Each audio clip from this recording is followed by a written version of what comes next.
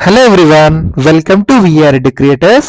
మనం తెలంగాణ సామాజిక ఆర్థిక సర్వే, తెలంగాణ సోషియో ఎకనామిక్ అవుట్లుక్ 2025కి సంబంధించి ముఖ్యమైనటువంటి అంశాలను నేర్చుకుంటున్నాము. ప్రీవియస్ వీడియోలో మనం క్రాప్ డెన్సిటీ, తెలంగాణలో పంటల సాంద్రతకి సంబంధించి టాప్ 5 జిల్లాలు ఏవున్నాయి, అత్యల్పంగా ఏ జిల్లాలో మనకి ఈ క్రాప్ డెన్సిటీ అనేది ఉంది అనే అంశాలను నేర్చుకున్నాము. ఈ వీడియోలో మనం రాష్ట్రాల వారీగా చూద్దాము.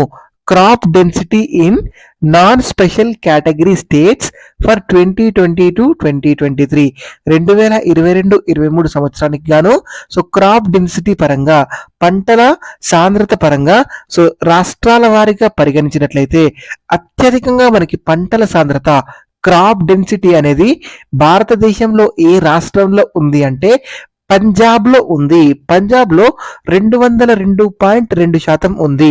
ఆ తర్వాత మనకి వెస్ట్ బెంగాల్ ఉంది. వెస్ట్ బెంగాల్లో 191.2% ఉంది.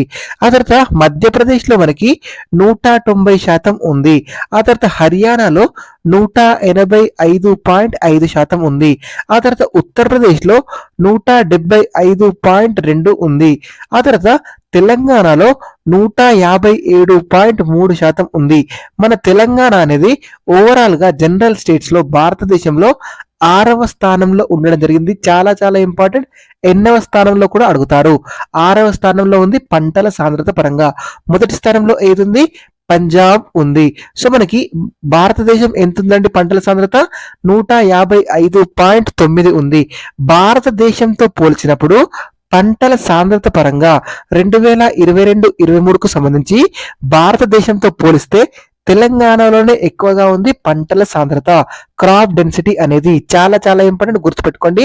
తెలంగాణ 6వ స్థానంలో ఉంది. Thank you.